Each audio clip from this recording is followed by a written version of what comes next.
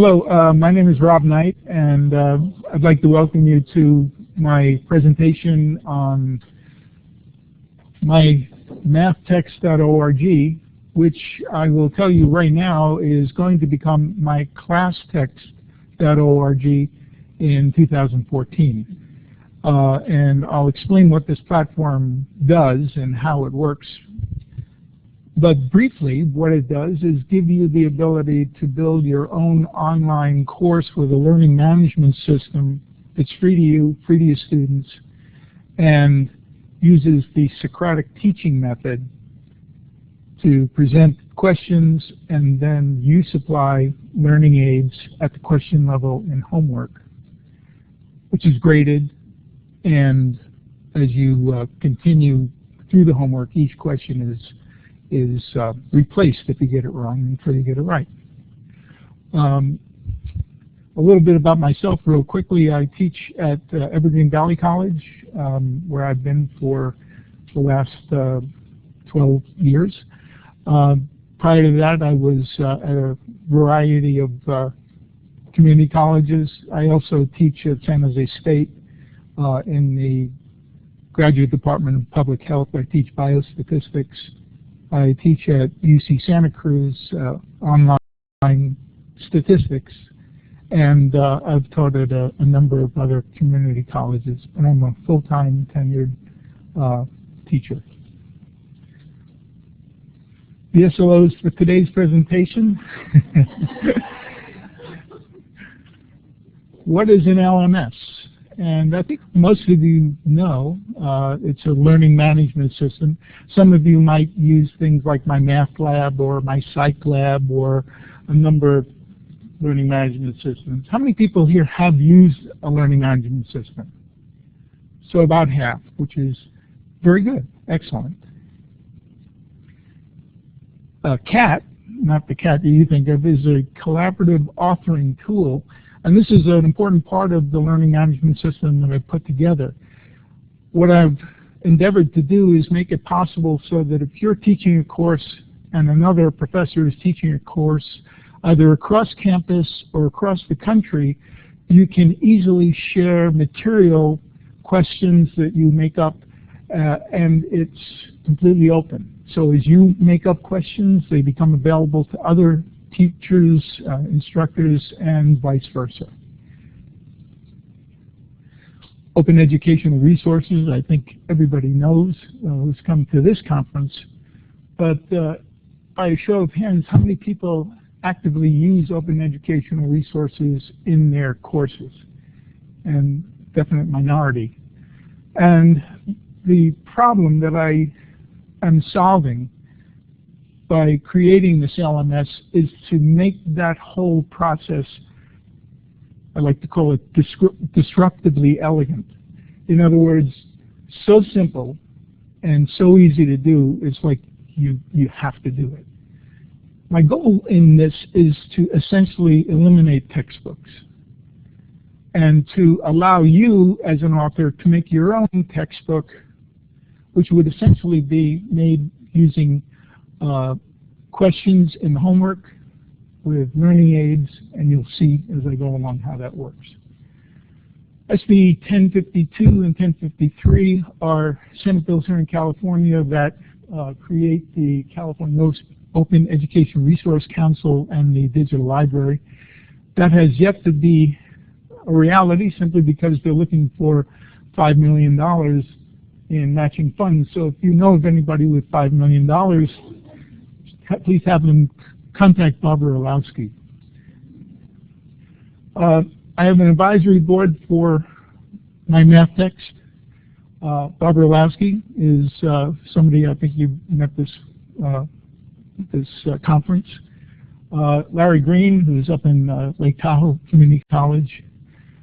Keith Devlin, who's the math guy on NPR Radio, and he's a really good friend at Stanford University.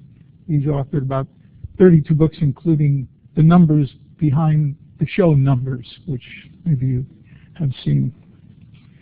Bobby Gundaspalli is a fellow who launched MentorCloud out of the White House with Michelle Obama last year, and a young fella from down here in Silicon Beach, Wani Park, who's really into gaming, and we're working on the gamification aspect of the platform.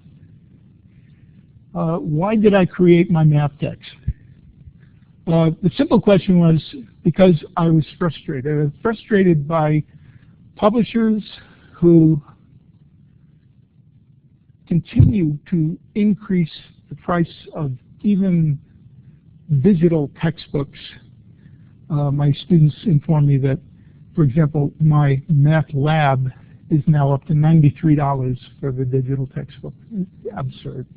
They're truly choking the neck of the goose that lays the golden egg.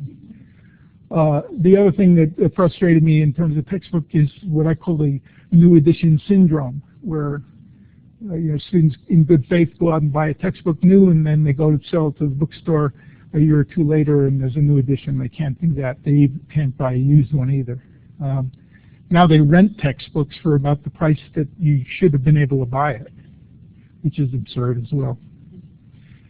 MyMathText is unique, and every time you see MyMathText, if you're not in math, just think of my class text, because everything I'm saying is going to be expanded to include other disciplines, all other disciplines. It's unique in a number of different ways, but the most unique feature is how much it allows you to put yourself into the course. We've all heard about MOOCs this entire conference, and the problem I have with MOOCs is that they're not me. Where am I? And with MyMathText, my class text, you will be able to actually take the MOOC within your course, make it a part of your course that you have as a supplement of some sort. You may base your whole course on it or just a segment of it. And there are ways that you can have the student actually show that they have done the work in the MOOC, not that they just signed up and then took a hike, that they actually participated. So that participation can be actually quantified. Is MyMathText an OER? And the answer is surprisingly no. An OER would be like Moodle. In other words, an OER, in terms of software, you have to be able to take the code and massage it to your particular needs. That's not what this does. However, I will tell you, if you want anything done and you're using the program, all you need to do is contact me and I'll see that it gets done. This software is something I've been working on for about the last 3.5 years. It's completely self-funded, which is why I teach at like 4 different colleges. Truly. And just to pay off the debt. I'm looking for sponsors if anybody wants to consider a good friend who's got all sorts of money and wants to help, that I look for help anytime. Is it really free? And the answer is yes, it is really free. It's free, and I have conservatively an estimate of just my students through this 1-year beta testing period. I'd saved my students somewhere between $35,000 and $50,000 in textbook costs. That's one teacher, collectively. Thank you. Thank you. That's nice. That's the first time that's happened. Although the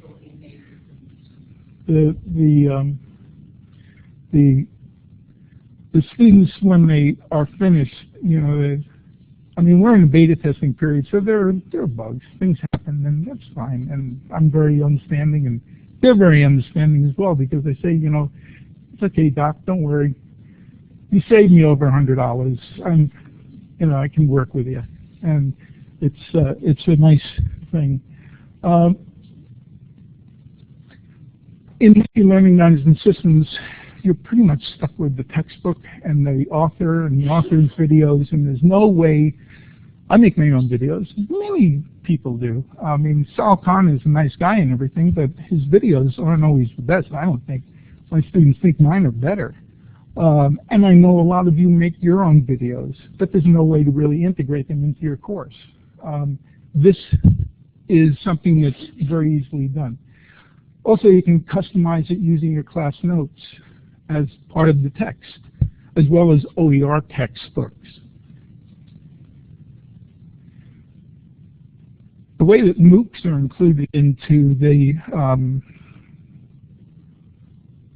course as you put together your course is, and you'll see on the homework question or the quiz questions, there's a show work area. So you could conceivably say, I would like you to register for this particular MOOC.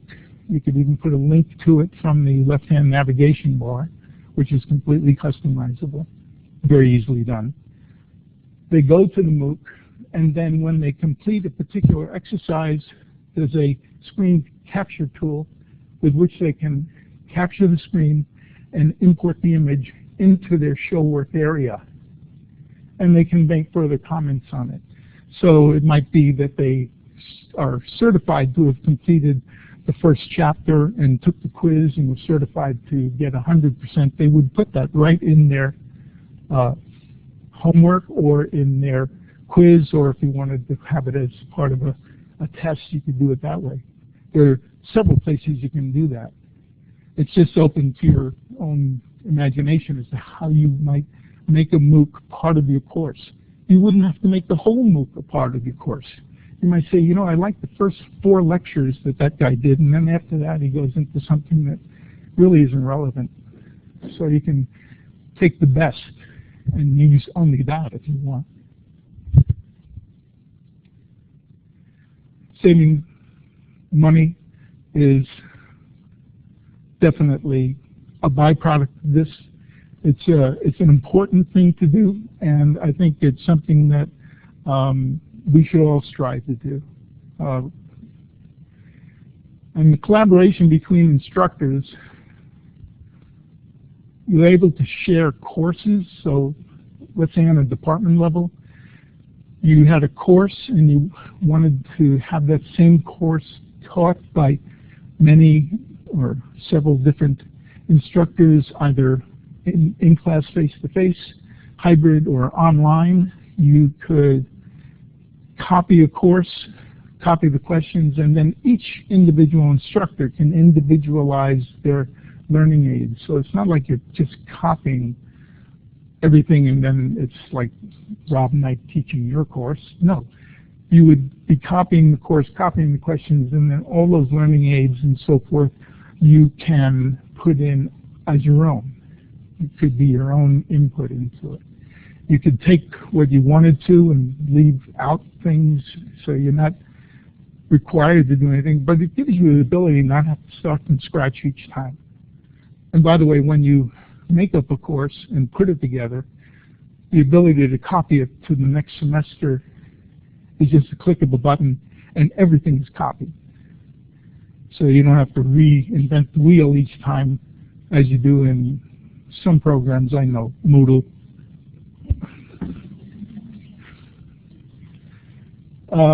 The reasons why I have kind of gone over these is because of the kind of one-size-fits-all concept behind the publisher-created text.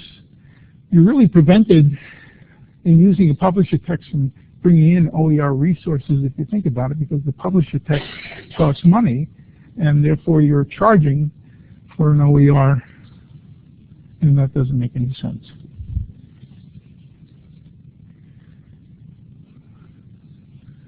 This is a figure that I got that's probably about a couple of years old, so this is probably more like $1,500 or maybe even more per year.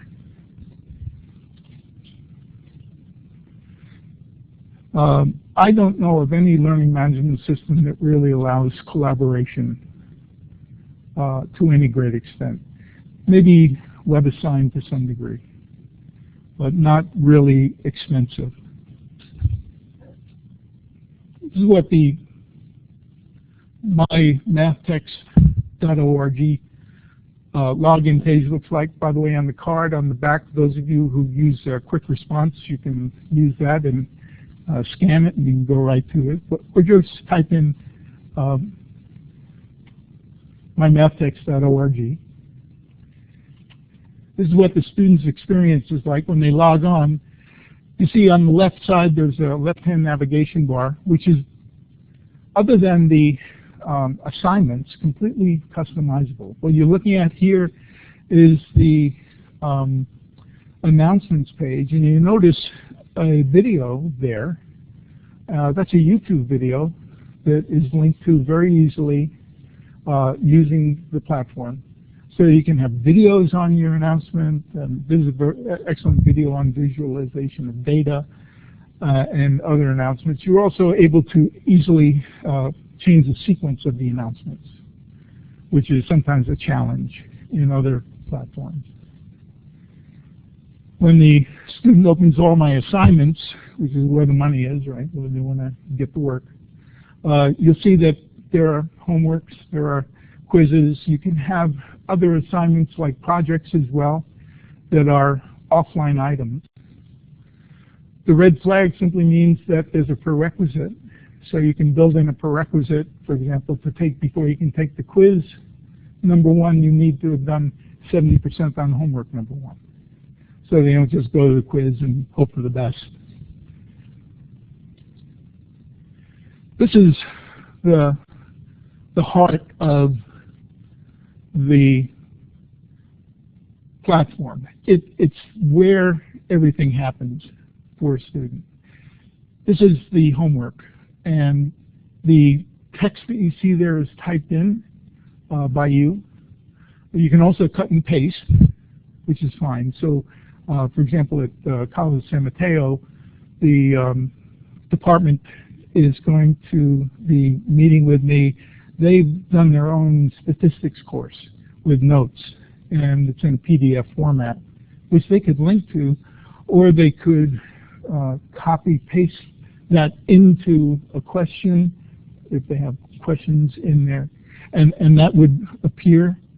That's important because in terms of ADA requirements, you need to have the text put in a typed manner so that a screen reader can read it to a blind person. I was not aware of that until last week, but I've done that. It was just natural to do it that way, and that's the way it is. So this complies with ADA. The videos that are presented should be closed captions and closed caption videos, and those are the closed captioning can be done with closed captioning services that are paid for through grants and so forth. And there was a lot of information in this conference on that. And if you have questions about that, I would address them to Barbara Ilowski, and she won't mind my using her name because she knows a lot about the resources that are available to us. She's working in Sacramento and has got her finger on the pulse of what's going on. The way this works is that the student tries a question. This is a question that I made up, and then this is the answer that they should input. They can do it twice. If they get it wrong, they can then elect a similar question, and they keep doing it until they get it right. Now, in addition to that, I have Dr. Knight's solution video. These are videos I make with Camtasia. There's a whole link to an entire lesson on this. This is a link. The first link is just a link to a solution of a problem very similar to this. The numbers have been changed to protect the innocent. There are some excellent videos on YouTube. I was able to embed those and link them very, very easily. And an OER textbook, and what you can do there is instead of just linking to the whole textbook, use Acrobat Pro to extract only the pages that would be relevant to this particular question, link to those pages only. And all of that is maintained, if you will, or kept on the server by the platform. So they don't have to link out to anywhere. They just click it and it opens. And again, the words disruptively elegant is what I was looking for. Something that's easy to use as a student, and also, more importantly, I think, for an instructor, because if you don't use it, they're not going to use it, because when they get to see it. This is what the learning aid, which is a instructional video, looks like when it opens. This is an instruction video I made about the normal distribution. But it could be anything. It could be a video you make where it pertains to social sciences or one of the STEM courses. It could be, for those of you who teach science, it could be a pre-lab video. You know, we'd like you to go through this pre-lab exercise before you step into the lab, which is filled with a bunch of dangerous chemicals, and answer these questions so that you know that they've gone through and done the work. The YouTube videos open, and they are YouTube videos, and again, very easily linked to. The learning aids, which are, for example, a data file, and there would be other examples. Maybe you're teaching Photoshop and you want to open up a Photoshop document. When that is clicked on as a learning aid, so over on the right there it says Fathom data file, could be Photoshop document or whatever. When you open it, it actually opens in the program. So it's not like you have to download it, then go out and look for the program to open it. It automatically opens in the program so that now you're ready to go to work. This is what the show work area looks like. And I've done a few things here. Right now, the students, I ask them to copy using a screen capture program that I provide to them for free. Copy the actual question, put it into the homework area. In the future, I'd like this to just automatically appear. These are 2 screen captures that they use. This is work that they typed in, and also here. This, by the way, all can be scaled down, change color. You notice the colors the students can use to type, and also to use a tablet. If they have a tablet. Right now, we're not really tablet friendly, but we're going to be. When they do that, this then can go into a digital notebook. And another feature that right now they have to kind of take all of this and capture the whole thing and put it into a digital notebook. What I want to have happen is to just click on a button that says put in my digital notebook, and it'll put it in the appropriate place in the digital notebook. Also, having multiple pages would be nice. So this is version 1.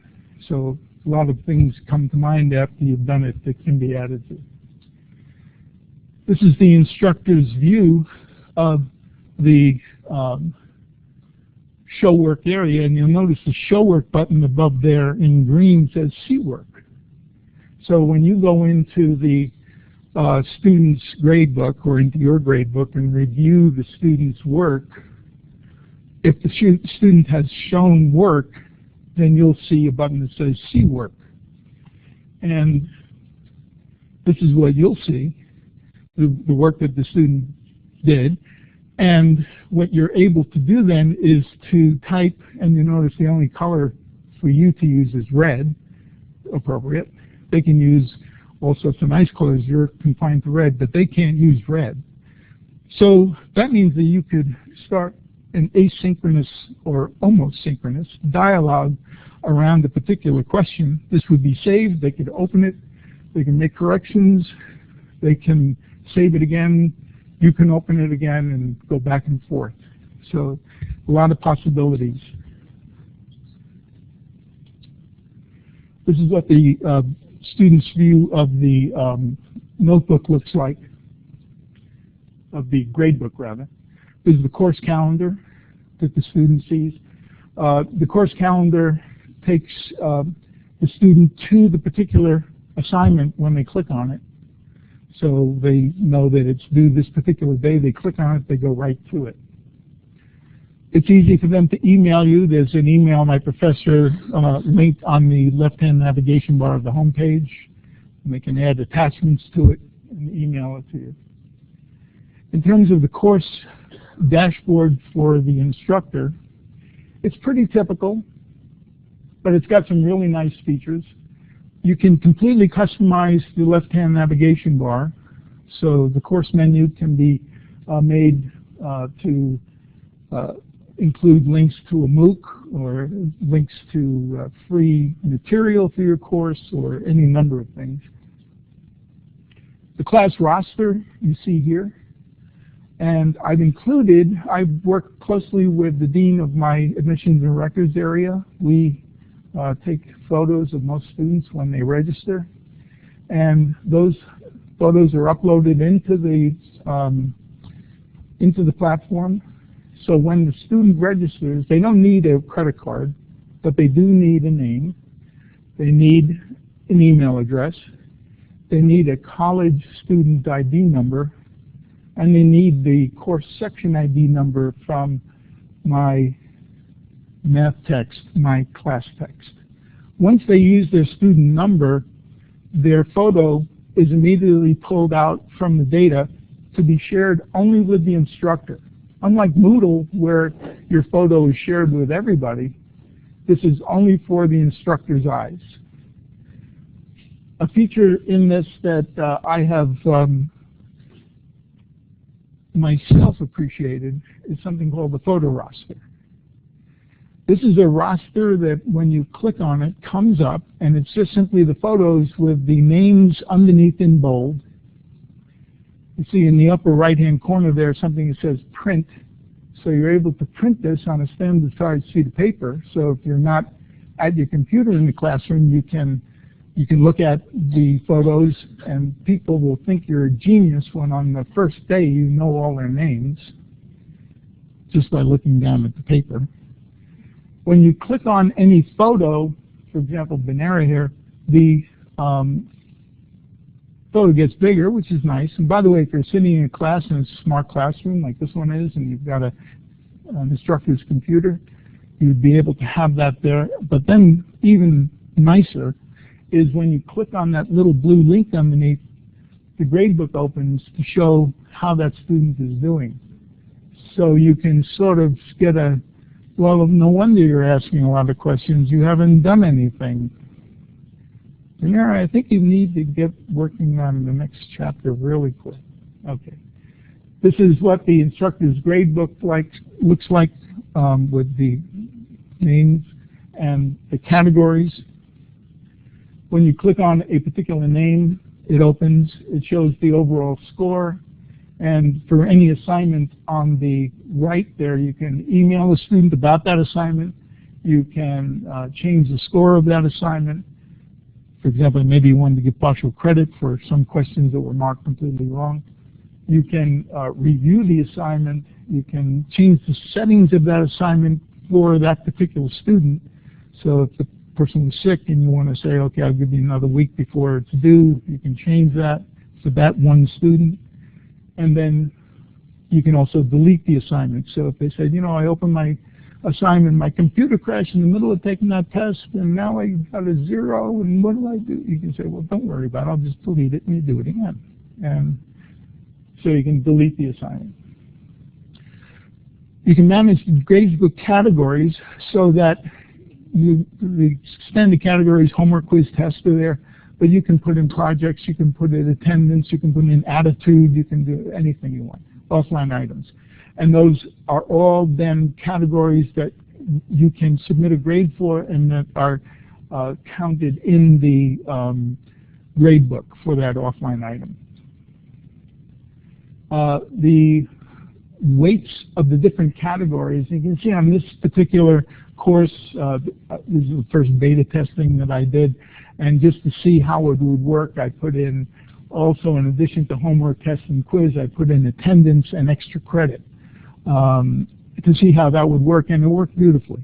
So you can put in these other categories and you can weight them. So you can weight each category, and then, oh, and by the way, the total says 100%.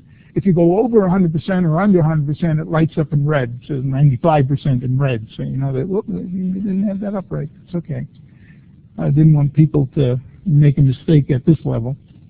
The assignments within the categories can be weighted so that, for example, here, midterm 1, midterm 2, and the final exam were all equally weighted, but the extra credit tests that I have there receive no credit.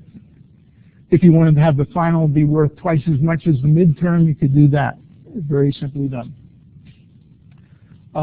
You can manage incompletes. So let's say at the end of the course, you've got a bunch of people who did very well to a certain point and then stopped working. At the end of the course, when you manage incompletes, any incompleted, unsubmitted assignment is given a grade of 0 before the average is calculated.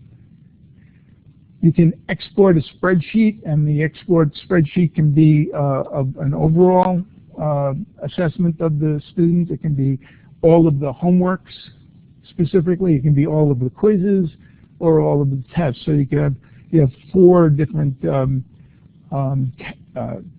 categories that you can print out in spreadsheet format. This is good as documentation when you do your grading. You can manage assignments individually. So if you want to assign or unassign, edit, set prerequisites, setting for the class, setting for students, preview, list the questions, or just delete the assignment altogether, you could do that. Or if you want to manage the assignments all together, they don't have to be all together. You can manage maybe everything up to the midterm is due by this date, and everything up to midterm 2 is due by this date, and everything up to the final is due by this date. By just putting checks there and then taking the start date, due date, and assigning, you can do multiple at once. Also, when you import a course that you're teaching again, and basically the only thing you want to change are the dates that things are due, it's very easily done this way. You can create questions within this, and you can create questions by starting with an empty template. There's a question bank for the course, or if you see the third choice, it says copy and edit the question from another teacher's online course. This is where the collaboration starts. So I can say, let me see what particular professor has as a question for this course in this topic. Yes?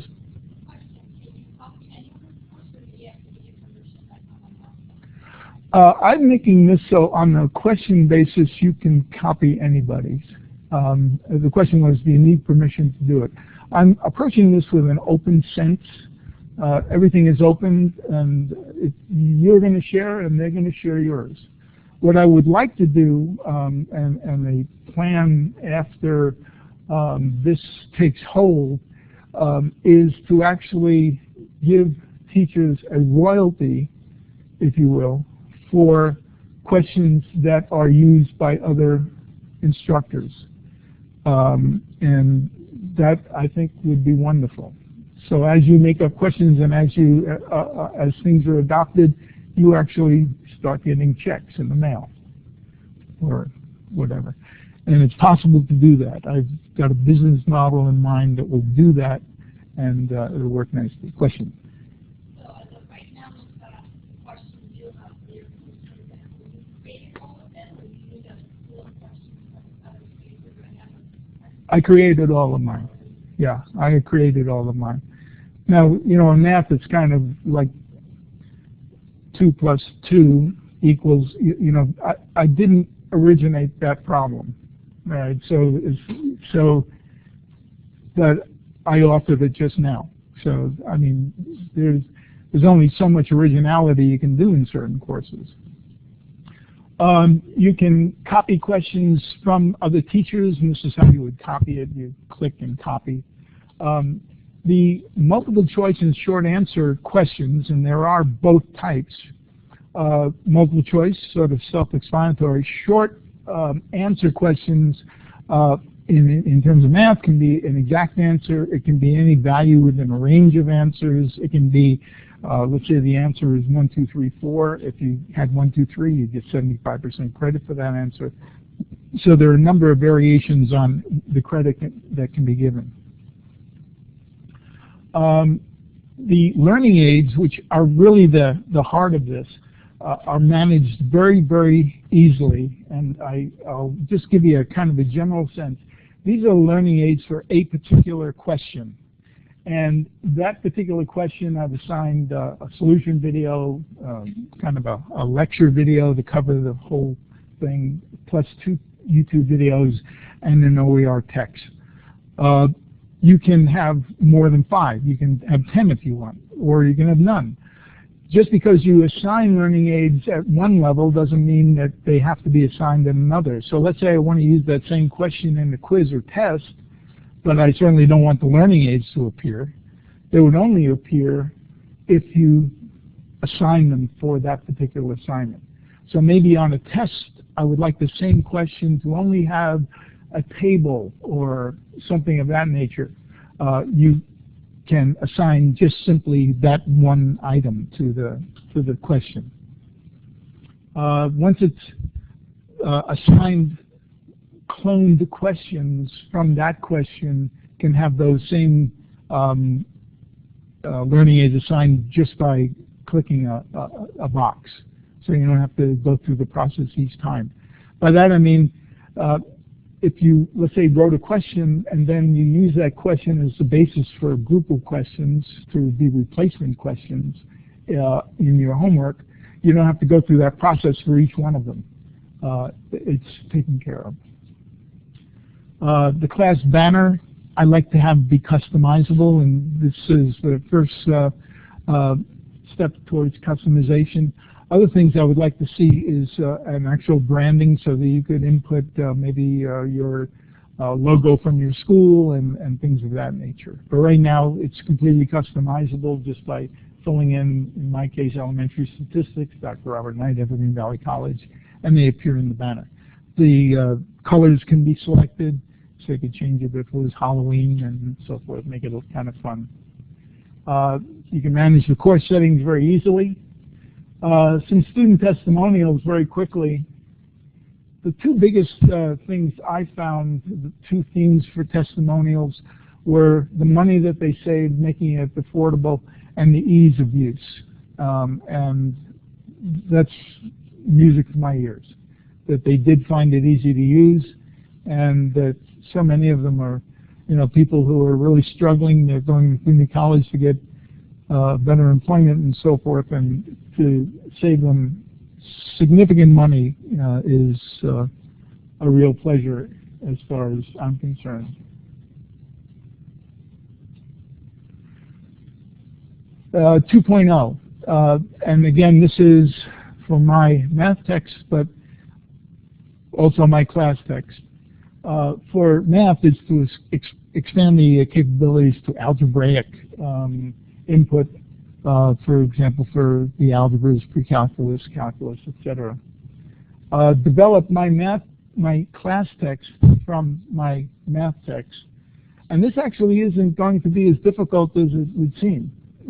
So much of what I've done is done in a very generic sense, and making it available to other disciplines is going to be really pretty straightforward. I've talked with my developers on this, and they're very enthused about it.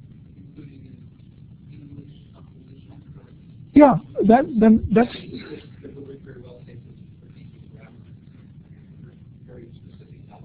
right. Yeah.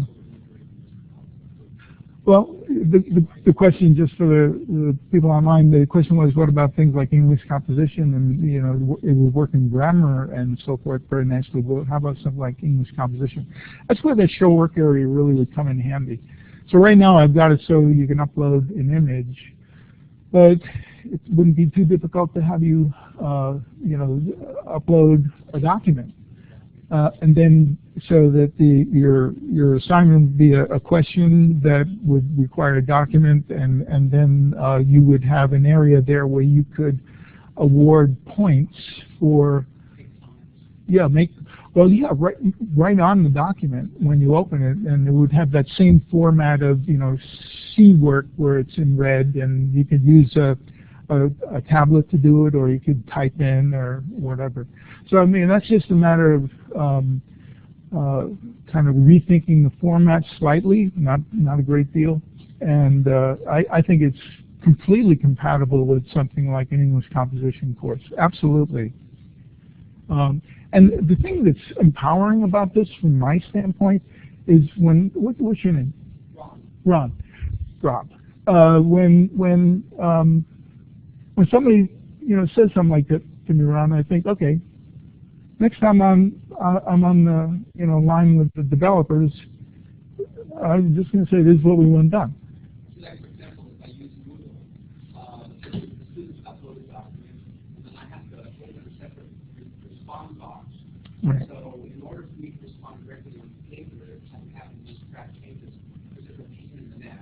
Mm-hmm. And then I just make verbal comments in the box now and just send it back.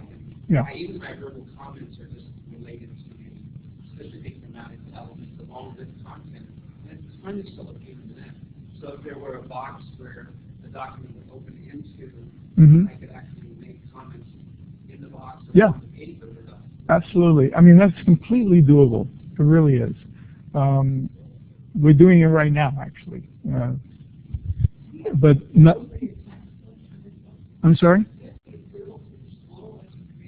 What I have done is I offer the students a choice of 4 open education resource textbooks. I use Barbara's Collaborative Statistics as my kind of flagship textbook.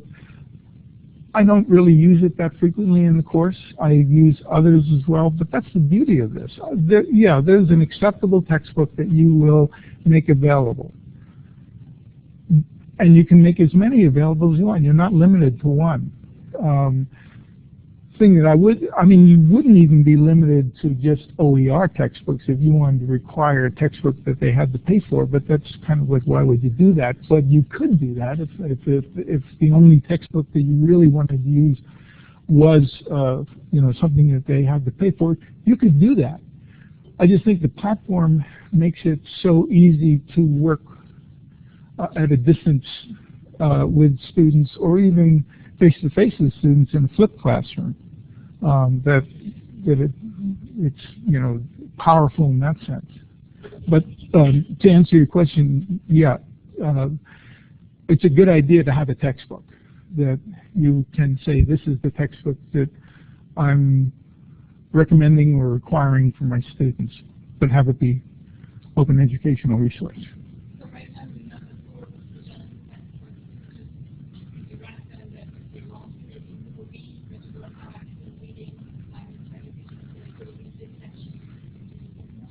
Well, that's, again, the beauty of the learning aids area.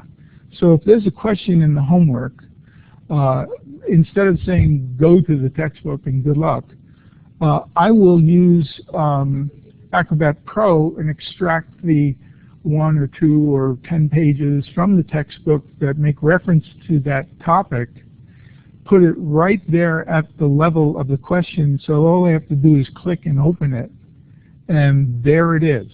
And to have 4 or more, I might use a reference from a completely different source, maybe something off the web that I want to use. So, you know, the whole idea of a textbook is, of course, important, but you shouldn't be limited by a textbook. You should be able to expand beyond a textbook, but in an easy way, and that's what this presents, an easy way to go beyond what you presently are using. This, I think, is the future of education in terms of distance education and even in-class education. The ability to have everything on a mobile device. Pretty soon, smartphones are probably going to be a little bigger, but you're going to be able to do everything on them, you know, much like what you do now. So where they actually are working on their smartphone or tablet. So the ability to be in that particular format is important, and one of the things that we're going to do. Not too difficult to create an SLO assessment tool as part of this. So as you're asking questions in homework on quizzes and tests, to be able to assess any particular SLO with a click of a button at any particular level, maybe an SLO at the homework level, an SLO at the quiz level, or at the final exam level, or over the midterms and final, or however you want to do it. So that's another thing that I would like to do. And then finally, to further develop the collaborative offering tool, so that it's kind of a social networking, but not like help me get a job, help me do my job, which is different than LinkedIn, right? LinkedIn is all about getting a job. Well, this is help me do my job, and I'll help you do your job. So really creating a social professional network, and maybe having a home page and access to your resources and things of that nature if you chose to make them available. So things I wanted to achieve today was to make you aware of the MyMathText to become MyClassText platform. I would like you to experience this platform as a student.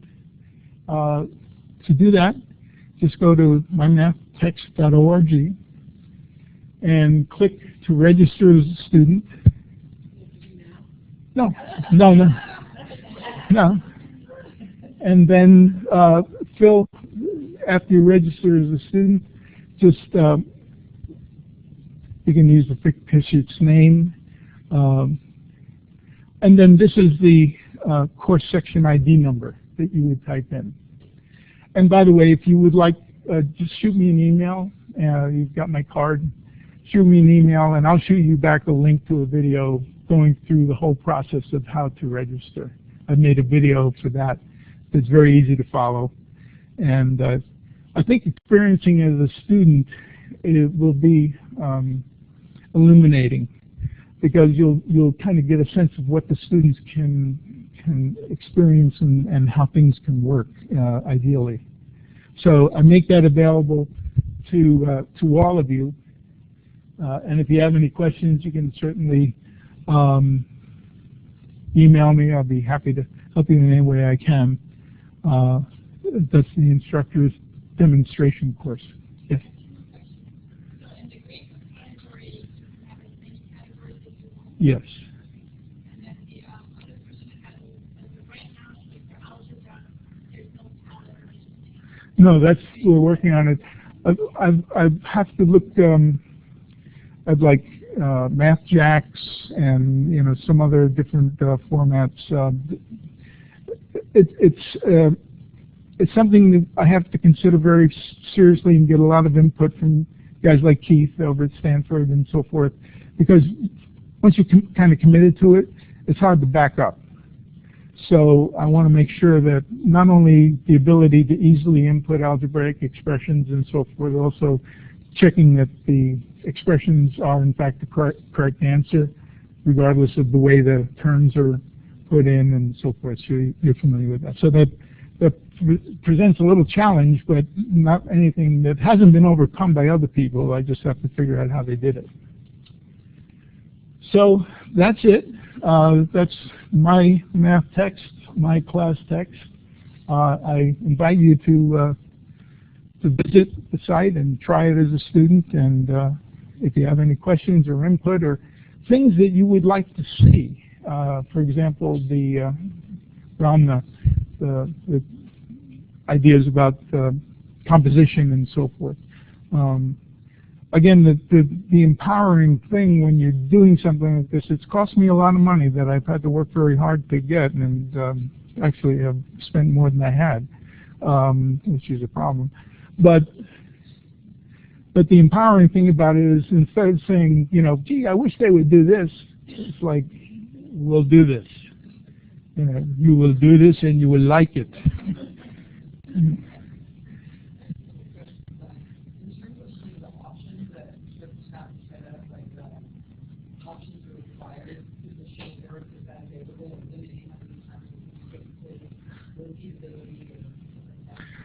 The answer is yes, those options are available. You can limit the number of times that they can take a quiz. You can limit the number of times they can try a homework question. So all of that is available.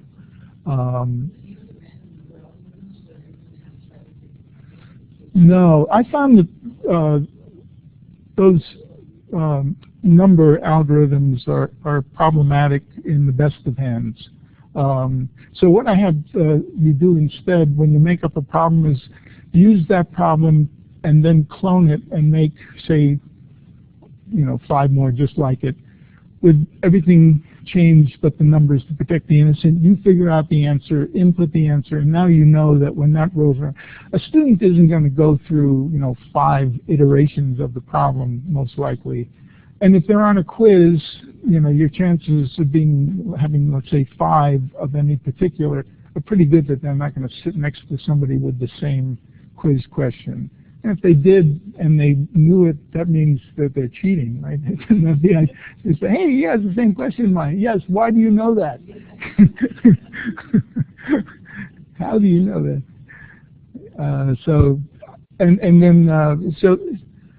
And again, any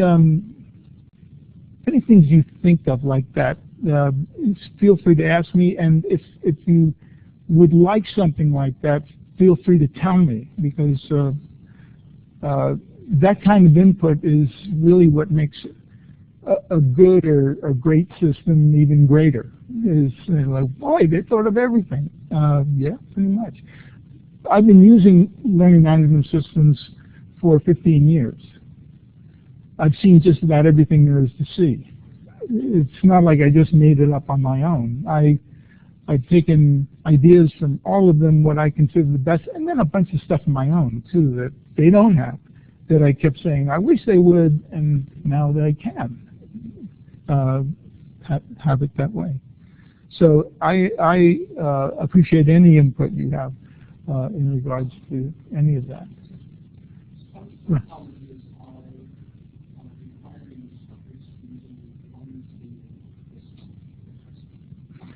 Yeah, I've run into that. I've run into that. The question is, you know, a college saying, no, you have to use our course management system. I've run into that. And I find the best thing that I can do is sit down with the vice chancellor in charge of education and ask him to, you show me yours and I'll show you mine. And let's see which is better. And they usually walk away going, go ahead. When is this coming available for everybody? And, you know, so, you know, I feel strongly enough about this that, and if you ran into that situation and wanted to use it, I'd come down and wherever you are. Where are you located? Oh yeah, sure. I'm down here anyway. I mean, I'm up north, but my daughter lives down here with my new son-in-law, my new grandson. Excuse me. Yeah, 4 months old. He's brilliant. Well, you knew that. But no, I'd come down and talk to them also as the creator and developer. And you know, I find that, you know, if you can show them that this is not something that is, you know, fly by night, and, you know, they're open to it. Especially if, you know, with you're saving their students a significant amount of money, not only making their lives easier, but also making it easier in a very real sense, where they're not going into their wallet at the bookstore, which, you know, that gets old. Yeah.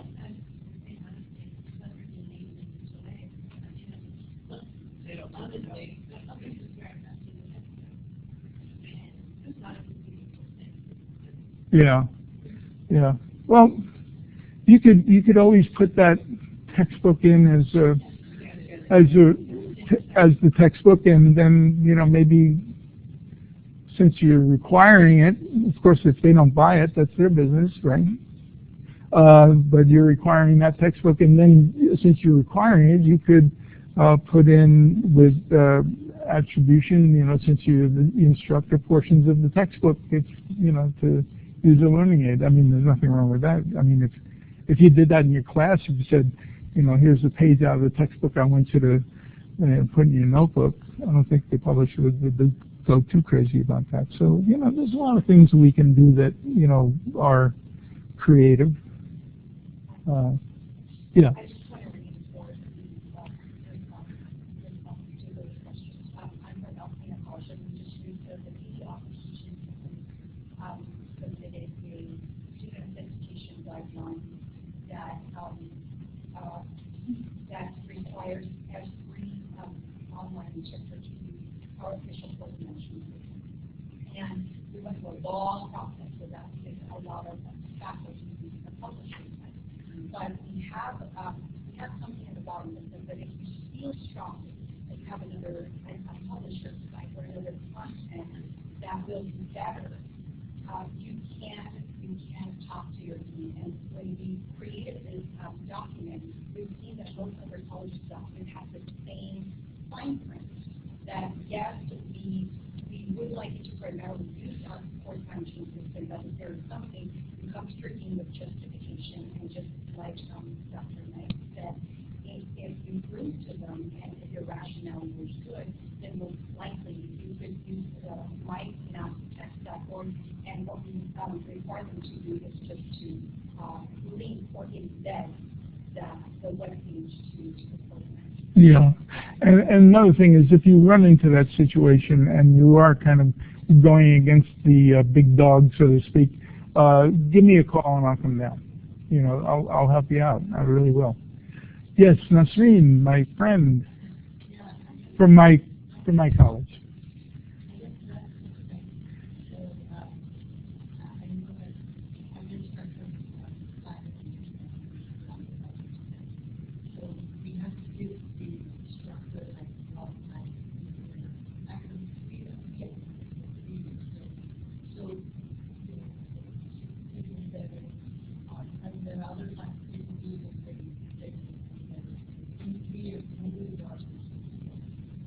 Right, and what I've done with Nasreen is my students will go to Moodle, and then Moodle is the portal into my system. So it kind of makes them satisfied that you are. But and I've shown my course management system to Nasreen, and she was very impressed and said, yeah, by all means, go ahead and use it. So, you know, it was people are reasonable. I really think so. You know, they really are. So. Especially the first section, we have a math editor because ours they're still working on it, and some of our math instructors like math and they have the right. math editor so that you can show the teachers that how to do that and in your first section. Yeah. Exactly. That's another question I'm curious about. I noticed that with specific schools, the registry does that have to do with the photo access to what I would do there is the photo access. I've worked with Octavio Cruz, who's our dean, and I've got approval from our president to use those photos. If you wanted to do the same thing, I mean, you don't have to. I certainly find it to be a nice feature to be able to know that the person that's sitting in front of me is in fact the person who's registered in the class. It works out nice when that happens. But